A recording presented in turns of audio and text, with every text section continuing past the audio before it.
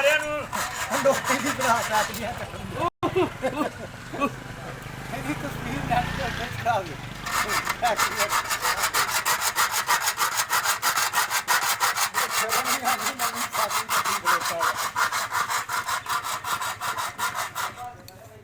तो मैं ये बना रहे हैं मैं